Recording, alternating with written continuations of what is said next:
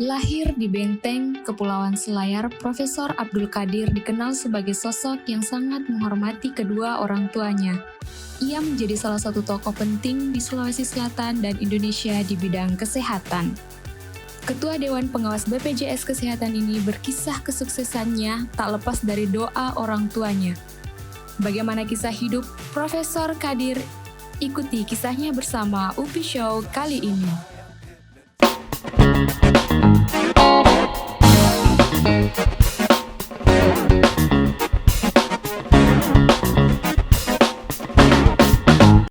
Assalamualaikum warahmatullahi wabarakatuh. Jumpa lagi bersama saya Upias Maradana dalam program Untuk Perubahan Indonesia UPI Show. UPI Show tayang di kanal YouTube UPI Show dan jaringan kabar grup Indonesia Network. Pemirsa UPI Show, pada edisi kali ini kita akan bersama dengan salah seorang dokter yang juga salah seorang petinggi di negeri ini, Prof. Qadir. Apa kabar? Assalamualaikum. Waalaikumsalam warahmatullahi wabarakatuh. Sehat, Prof? Alhamdulillah. Ya, sudah. Jadi Prof. Abdul Qadir ini sebenarnya senior saya, tapi sehari-harinya beliau adalah ketua dewan BPJS yang kita culik waktunya untuk bertemu dengan tim UPI Show. Prof, banyak yang tidak tahu siapa sebenarnya Prof. Abdul Qadir. Meskipun kalau di Sulawesi Selatan nama ini adalah sebuah nama, tapi kalau secara nasional Prof. Abdul Qadir itu masih dikenal sebagai hanya ketua dewan pengawas BPJS. Nah, Prof, mungkin bisa diceritakan perjalanan hidup Prof sendiri, karena tentunya untuk menjadi seorang guru besar, menjadi seorang dokter spesialis, menjadi seorang petinggi di Republik ini kan tidak ujuk-ujuk, tentu melalui proses yang panjang. Nah, pemirsa UPI Show ingin tahu, mungkin bisa diceritakan perjalanan hidupnya Prof dari kecil sampai saat ini. Ya, terima kasih. Jadi saya itu lahir di salah satu kabupaten di Sulawesi Selatan yang disebut sebagai Selayar, Pulau Selayar. Ya. Jadi saya lahir itu di Kota Benteng. Sebenarnya sih tanggal lahir saya itu 26 Juni tahun 1962. Tetapi yang tertera di ijazah dan di surat-surat itu 23 Mei gitu. Jadi ada perbedaan antara tanggal lahir yang sebenarnya dengan tanggal. Kenapa bisa berubah, Prof? Karena gini, Prof? waktu masih zaman dahulu itu semua kejadian-kejadian penting orang tua saya itu cuma menulisnya di papan di dalam rumah gitu. Iya. Jadi di surat-surat rumah di situ dipasang tanggal lahir. Kemudian pada saat rumah itu dilakukan renovasi atau perbaikan, itu hilang semua datanya. Sehingga tanggal kelahiran itu dikira-kira. Akhirnya untuk mengkonfirmasi tanggal kelahiran saya itu, maka saya ketemu dengan teman yang sebetulnya bersamaan lahirnya. Dan saya tanyakan, kamu tanggal berapa lahirnya? Ternyata tanggal lahir saya itu adalah 26 Juni 1962. Jadi sebenarnya bukan 23 Mei. Tetapi sampai sekarang ini yang kita ikuti adalah 23 Mei. Jadi yang tertera di aktenya itu 23 Mei? 23 Mei. Oh, 23 Mei. Jadi cocoklah ini kita wawancara ini jadi Jadi ada perubahan di tanggal lahir sebenarnya 26 Juni. Kemudian saya dilahirkan itu pada saat subuh. Pada saat subuh. Jadi istilahnya bapak saya selalu menyampaikan kepada saya bahwa kamu itu lahir persis hari dan jam lahirnya Soekarno. Soekarno juga lahir kalau tidak salah 26 Juni ya. 26 Juni, ya benar. Kemudian juga dia dilahirkan pada saat fajar menyingsing. Sehingga beliau juga dikenal sebagai putra sang fajar gitu. Kira-kira sama dengan saya, mungkin dianggap juga putra sang fajar gitu. Karena lahirnya juga pada saat fajar menyingsing. Ya, itulah kira-kira. Jadi saya dilahirkan dari 7 bersaudara. Sebenarnya sih 10 bersaudara, tapi ada 3 orang yang meninggal. Bapak saya dulunya itu adalah seorang guru. Seorang guru. Ibu tidak ada. Ibu saya itu cuma sampai SD kelas 1 barangkali, karena waktu zaman penjajahan Belanda. Cuma bapak saya sempat sekolah sampai di Bantaeng itu ya. Waktu itu kan saya masih suka sekolah ya. Sekolah sampai di Bantaeng, kemudian jadi guru.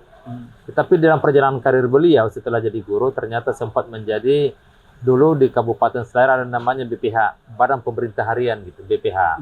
Sehingga beliau adalah BPH pemerintahan, dan sepertinya kalau pada saat sekarang hampir sama dengan posisi wakil bupati waktu itu. Karena segala sesuatu urusan pemerintahan dia tangani.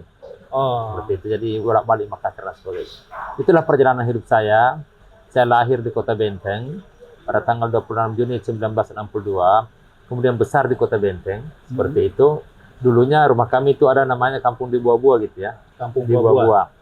Tapi Jadi setelah Prof lahir di Kampung Buah-Buah itu di Buah-Buah Oke. itu ada di situ. Kemudian setelah itu Rumah itu masih ada Prof sampai sekarang.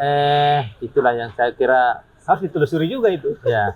Kemudian sudah Oh, dibongkar barangkali sudah ya. dibongkar. Ya. Kemudian setelah itu kita pindah ke Panggiliang. Di Panggiliang di situ itu rumah dulu rumah kayu. Sekarang juga adik saya sudah rubah jadi rumah permanen, rumah batu. Jadi semasa kecilnya Prof itu lahir di Selayar, SD, SMP, Ya. Saya SD itu di SD 1 Benteng. SD 1 SD Benteng. 1 Benteng. Ah. Kemudian SMP juga di SMP 1 Benteng. Setelah tamat SMP Benteng itu saya pindah ke Makassar. Ikut ke sekolah masuk di SMA 1 Makassar. Oh, jadi SD, SMP di Selayar, Di Selayar, SMA-nya di Makassar. Jadi waktu itu memang SMA 1 lagi top-topnya. Satu-satunya SMA di Makassar yang kira-kira banyak menghasilkan orang-orang yang sukses berhasil di tingkat nasional. Iya, iya. Jadi SMA-nya di Makassar. Waktu Prof ke Makassar itu orang tua ikut atau gimana? Oh tidak, orang tua kebetulan kan jadi pegawai negeri. Jadi terakhir jabatannya dia itu di kepala bagian pemerintahan di kantor bupati. Di situ dia kepala bagian jabatannya situ. Sehingga dengan demikian saya cuma sendiri pergi ke Makassar, Pak. Ya, di Makassar kebetulan ada kakak saya yang tinggal di Makassar, saya numpang sama dia. Oh, numpang sama kakak. SMA-nya sampai di SMA 1. Sampai SMA 1. Selesai SMA 1 langsung masuk di kedokteran, Fakultas Kedokteran. Gimana caranya? Itu kan susah juga masuk di kedokteran itu. Ya. Itu alhamdulillah pada saat itu memang gini. Saya selama di SD itu memang selalu ranking 1 gitu. Oh. Jadi waktu di SD itu selalu ranking 1. Kemudian juga selalu jadi ketua kelas. Meskipun badan saya itu kecil dibandingkan dengan yang lain, tapi saya selalu jadi ketua kelas. Pelajaran yang paling saya sukai waktu di SD itu adalah namanya matematika, dengan ada namanya ada yang imala atau apa yang cuma disebutkan soal langsung dijawab. Sehingga dulu itu waktu di SD saya sudah mau diikutkan ujian kelas 6 waktu kelas 5. Tapi bapak saya protes, jangan, biarkanlah. Saya sempat jadi murid teladan di Selayar. Oh, oke. Murid di teladan di Selayar. Kemudian di SMP juga demikian. SMP juga selalu saya ranking 1 sampai menjadi siswa teladan di tingkat Selayar dan sampai bertanding ke Makassar sampai nomor 6 di tingkat Makassar.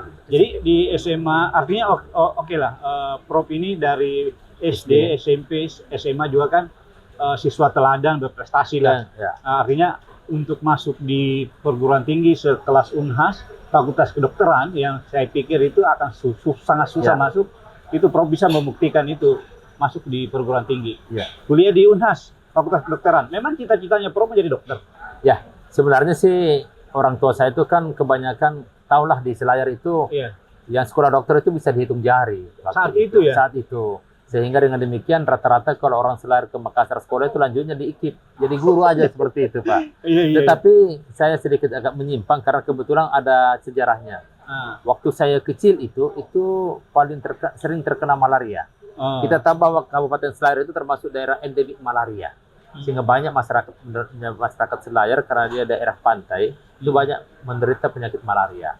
Saya sering menderita malaria sehingga saya sering berobat ke dokter begitu. Sehingga saya sangat familiar dengan pelayanan rumah sakit, pelayanan dokter, dan pelayanan perawat. Jadi yang mendorong Prof itu masuk kedokteran itu karena Prof sendiri atau karena saya sendiri sebenarnya. Jadi memang cita-citanya Prof menjadi dokter. Iya, karena melihat bahwa ya pada waktu itu begitu banyak orang yang menderita penyakit malaria.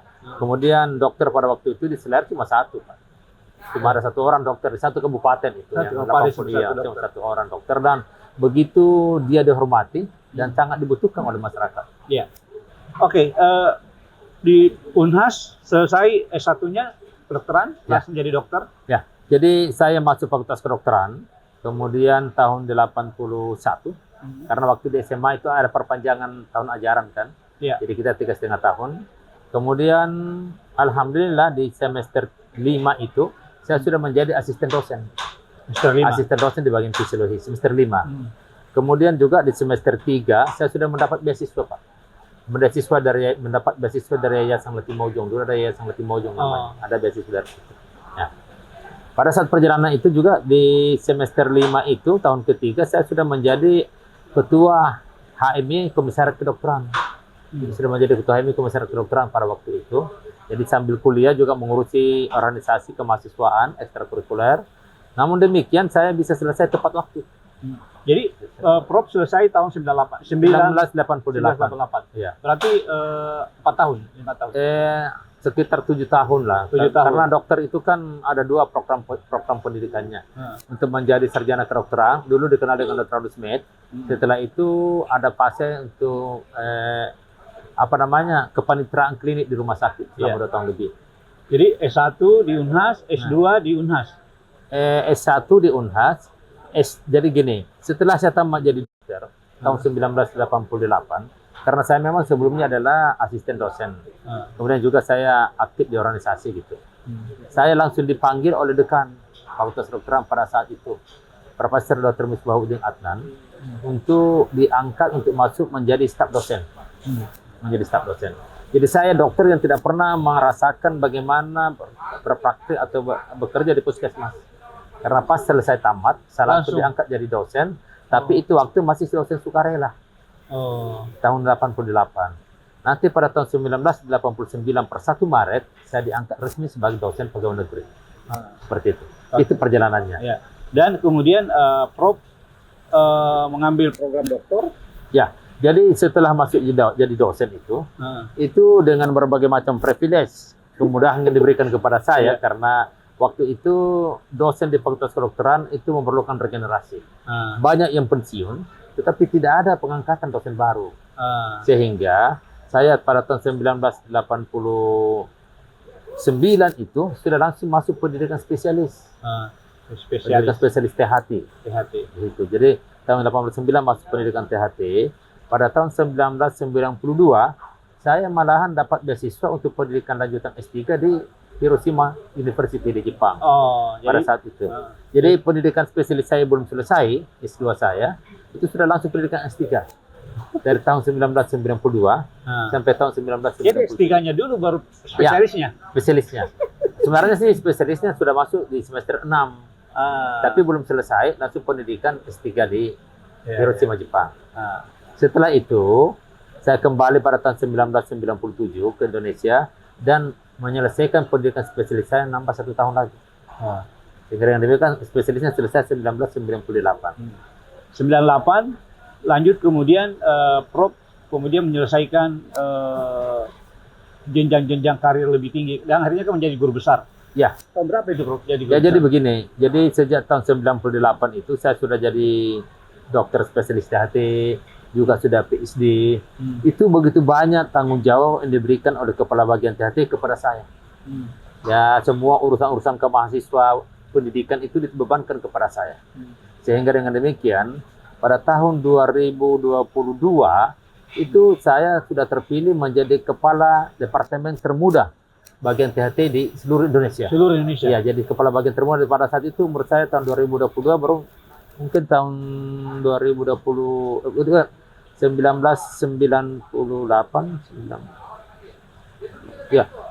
ya. 2002. Kepala Bagian THT. Kepala Bagian THT. Ya. 2002 sampai 2025. 2005 ya. Itu sudah diangkat menjadi Kepala Bagian THT. Nah, pada saat itu juga saya merangkap menjadi pembantu dekan 3 di Fakultas Kedokteran Universitas Muslim Indonesia. Dan perjalanan karir panjang begitu. Panjang dan sepertinya lempang-lempang ini. Bagus ilmunya Prof ini. Dan pemirsa Hukuiso, Prof Kadir ini adalah juga pernah menduduki jabatan sebagai Direktur Utama Rumah Sakit Dr. Wahidin Sudiarsono yang merupakan salah satu rumah sakit terbesar di Indonesia Timur. Itu akhirnya Prof meraih gelar guru besarnya di tahun berapa itu Prof? Jadi begini, pada tahun 2025 itu sebelum tahun 2025 saya juga merangkap sebagai Kepala Bagian THT sekaligus merangkap Kepala Instalasi Pelayanan THT di Rumah Sakit Wahidin. Nah, pada saat itu oleh Direktur Utama meminta saya untuk Direktur Utama Rumah Sakit Wahidin, Dr. Nurdin Perdana, meminta saya untuk pendidikan S2 lagi, manajemen administrasi rumah sakit. Ya, jadi pendidikan manajemen rumah sakit. Kemudian setelah itu tahun 2025 itu sudah menduduki jabatan Direktur Umum dan Operasional di Rumah Sakit Wahidin Sudirohusodo. Dan akhirnya menjadi direktur. Kemudian 2007 sampai 2010 itu direktur pelayanan medik dan keperawatan. Dan 2010 sampai 2015 itu menjadi direktur utama di Rumah Sakit Wahidin. Iya, dan 2015 lah disitulah saya dirawat sama Prof. Ada cerita khusus nanti di situ. Iya. Dan kemudian karir Prof itu kan berkembang tuh, bukan hanya di regional Sulawesi Selatan, tapi kemudian ditarik ke Jakarta menjadi direktur Rumah Sakit Fatmawati. Fatmawati sih itu cuma PLT saja. Yang pertama itu direktur utama Rumah Sakit Kanker Darmais, Kepala Badan BPSDM Kesehatan, PLT Kepala Badan Litbangkes, PLT Direktur Jenderal Pelayanan Kesehatan Masyarakat, Direktur Jenderal Pelayanan Kesehatan Masyarakat. Bukan masyarakat, pelayanan kesehatan. Pelayanan Kesehatan, Kemenkes RI. Nah, Ketua Dewan Pengawas Rumah Sakit Kanker Darmais, dan ini sekarang menjadi Ketua Dewan Pengawas BPJS Kesehatan. Dari 2002 sampai sekarang. Kira-kira gitu Prof ya? BPJS Kesehatan. BPJS Kesehatan. BPJS Kesehatan 2022 ya? 22. Jadi pemirsa-pemirsa di segmen ini kita bisa melihat perjalanan karirnya Prof Kadir. Nanti kita akan kembali setelah pesan-pesan berikut ini.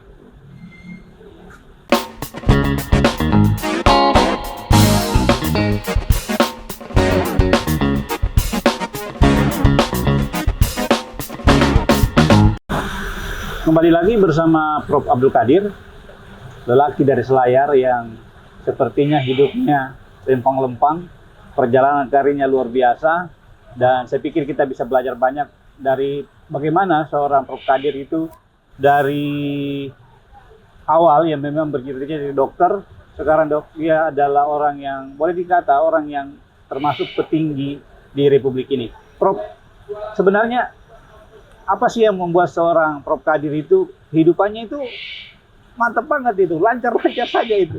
Apakah ada semacam nilai-nilai hidup seorang Prof?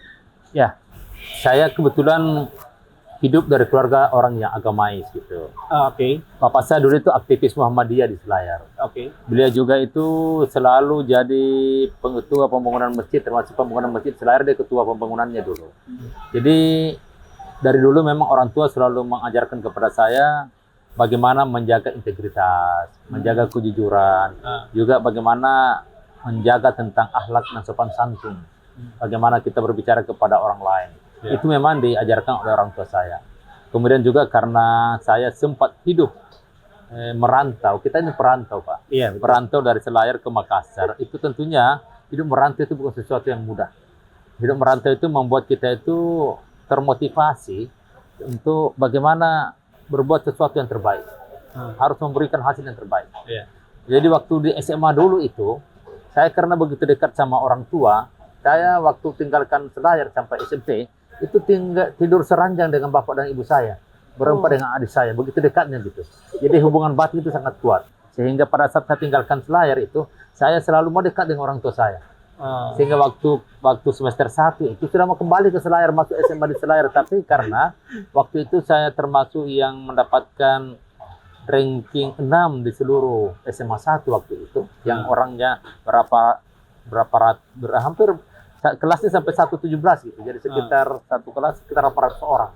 Saya masuk ranking 6, sehingga kakak saya bilang, jangan, kamu rugi kalau aku pulang, kamu punya prestasi bagus, saya bisa bertahan gitu. Nah, itu tentunya penuh dengan kehidupan yang sangat keras. Jadi nilai-nilai kejujuran, kedisiplinan, sopan santun, akhlak, dan itu menjadi modal dasar seorang Prof Kadir, yang kemudian itu menjadi bagian dari kehidupan sehari-hari.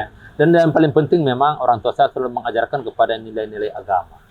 Nilai-nilai agama. Jadi kita dididik memang dengan keluarga yang memang agamanya keras begitu.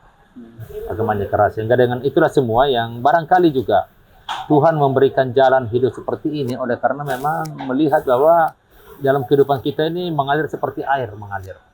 Tidak pernah ada ambisius yang berlebihan, tapi tetap punya cita-cita yang tinggi, tapi tidak ambisius yang berlebihan. Dan dengan demikian juga kita selalu tentunya dengan pegangan agama itu berusaha kemudian berdoa. Seperti itu kira-kira. Jadi prinsip-prinsip itu yang menjadi patokan gaya hidup atau prinsip-prinsip hidup seorang Prof Kadir. Dan berarti orang yang paling berjasa dan yang paling berpengaruh di kehidupannya Prof itu orang tuanya. Ya tentunya orang tua. Orang tua ya. Orang tua. Jadi orang tua saya itu karena memang beliau itu adalah seorang aktivis Muhammadiyah. Dia orang yang memang besar di keluarga Muhammadiyah dengan agama yang begitu kental. Maka tentunya beliau akan menjadi satu contoh atau menjadi role model untuk saya. Bagaimana saya mencontohi orang tua saya.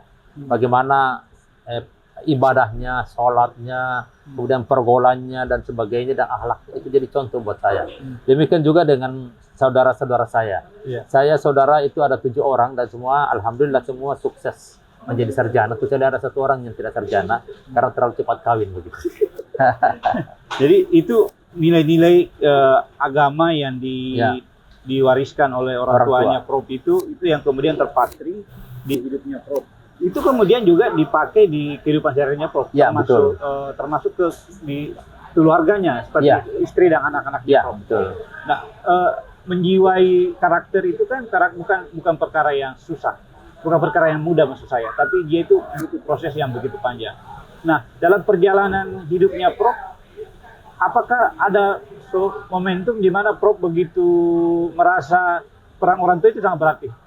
Ya, jadi orang tua saya itu kalau mendidik itu sangat keras, mendidik kedisiplinan. Jadi kadang-kadang kalau dia memarahi kita itu keras. Kadang-kadang kita disulut dengan rokok, padahal rokoknya itu dia tidak sampai ke badan kita, dia cuma tertib saja diancam dengan begitu. Atau kadang-kadang kita diancam dimasukkan dalam karung. Kalau menangis dimasukkan dalam karung gitu, padahal tidak sampai ke sana. Dia cuma mengancam, kan dia seorang guru gitu. Jadi seperti itu. Dan yang kedua memang kita takut sama orang tua. Tidak seperti sekarang yang anak-anak itu begitu. Mungkin karena lingkungannya juga yang ekosistemnya yang berbeda ya. Dulu itu begitu ketat dengan cara-cara begitu. Dan alhamdulillah saya juga diberikan kemampuan oleh Allah Subhanahu wa taala untuk cepat menangkap sesuatu. Cepat terjadi proses pendewasaan terhadap saya, cepat terjadi. Sehingga pada waktu saya kecil itu tumpuan orang tua itu sama saya. Apa saja kira-kira kegiatan orang tua itu ujung tombaknya saya. Disuruh justru bukan si sulung yang jadi. Ya, si sulung kebetulan sekolahnya di Makassar semua. Kan mereka itu setelah SMA lanjutnya sekolah di Makassar. 4 orang kakak saya di Makassar, tinggal saya yang sama orang tua. Karena mereka sekolah semua dengan gaji sebagai pegawai negeri. Ini satu keajaiban. Dengan gaji sebagai pegawai negeri yang dulunya betul-betul pegawai itu begitu jujur, cuma terima gaji betul, itu dia bisa menyekolahkan semua anak-anaknya sampai sarjana. Itu luar biasa sebenarnya. Itu berarti memang sosok seorang ayah, orang tua yang di kehidupannya Prof itu yang menjadi semacam patron di kehidupannya, sehingga kemudian Prof seperti sejauh ini. Nah, Prof kira-kira di dalam proses perjalanan hidupnya itu, selain orang tuanya, siapa lagi kira-kira orang yang memberi banyak inspirasi ke Prof? Ya tentunya guru-guru saya. Guru-guru saya mulai dari guru-guru SD sampai di SMP. Jadi karena saya selalu menjadi bintang pelajar di kelas, sehingga saya disayangi oleh guru-guru. Guru-guru saya sangat menyayangi saya. Jadi kalau ada apa-apa pasti hadir. Memimpin upacara hari Senin saja itu harus saya pimpin upacara. Saya selalu pimpinan upacara. Penggerak bendera saya, kemudian ketua kelas saya, selalu saya yang jadi panutan. Kadang-kadang di SMP, waktu SMP itu sebenarnya di dalam rapor saya itu selalu ada angka 10. Jadi orang itu kalau ujian semester itu kadang-kadang soal baru dibagi, belum sampai kepada siswa terakhir, saya sudah selesai. Dan alhamdulillah terpaksa guru saya mencantumkan angka 10 di dalam rapor saya, karena bilang tidak ada salahnya bersatu. Memang harus benar dia diberikan angka 10 seperti itu. Jadi Prof kehidupannya memang sepertinya lurus-lurus dan nyaris tidak ada masalah. Tapi adakah peristiwa di kehidupannya Prof yang saat itu membuat Prof itu terpuruk? Kita mau tahu ini. Kalau ada masakah di mana tiba-tiba Prof merasa, wah kok begini hidup saya? Kalau terpuruk sih mungkin tidak, mungkin waktu pindah ya, waktu merantau dari Selayar ke Makassar itu. Itu yang karena pada saat itu kebetulan pisah dengan orang tua. Saya merasa saya ini kan sangat dekat dengan beliau dan harus pisah. Kemudian pada saat itu juga kakak saya kebetulan sudah pindah tugas di Parepare. sehingga saya tinggal dengan sepupu saja berdua di satu rumah begitu. Terpaksa apa yang saya lakukan ya segala sesuatunya kami kerjakan sendiri. Saya belanja ikan sendiri, masak sendiri, masak ikan sendiri. Kemudian kadang-kadang juga dengan uang yang terbatas kita penuhilah semua kewajiban-kewajiban kita untuk itu. Dan kadang-kadang juga saya pergi sekolah itu dari Jalan Cumi-Cumi ke SMA 1 itu kadang-kadang naik bemo atau jalan kaki gitu. Karena uang yang terbatas gitu Pak. Jadi Bro, itu ada sesuatu yang dengan kondisi yang boleh dikata pencapaiannya luar biasa. Apakah sih sebenarnya mimpi seorang Prof di hidupnya yang belum kesampaian sampai saat ini? Ya terus terang mimpi saya itu ya saya cuma bagaimana menjadi orang yang berguna, berguna bagi masyarakat, berguna bagi umat sebenarnya. Jadi saya cuma ingin memperjuangkan bagaimana supaya misalnya umat kita itu maju, umat kita itu maju. Itu cita-cita saya. Oleh karena itu memang selalu terpakai karena saya kebetulan adalah kader, aktivis dan juga orang tua dengan agama yang begitu kuat. Itu menginginkan sekali bagaimana membawa keberadaan saya itu berguna untuk agama, bangsa, dan negara. Seperti itu. Oke, saya pikir untuk sesi ini cukup ya. Dan kita juga akan masih menggali nanti, cari waktunya Prof. Nanti ini kisah asmaranya belum kita gali. Pasti menarik juga kisah asmaranya Prof. Kemudian bagaimana Prof itu menjalani hidupnya, dan satu kuncinya dari kehidupan seorang Prof Kadir itu adalah bagaimana didikan orang tua itu menjadi patron yang kemudian itu menjadi contoh seorang Prof yang jadi dibawa jadi role model di kehidupan sehari-harinya. Jadi sukses anak itu bergantung sangat peran orang tua Prof. Iya, betul. Dan mungkin ada yang ingin disampaikan Prof ke orang tuanya. Karena sudah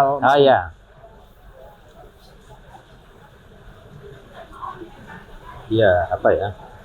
Tentunya di dalam bulan Ramadan ini saya tidak henti-hentinya untuk selalu mendoakan berdua mereka. Pada akhir salat, di iktikaf, di mana saja saya mendoakan.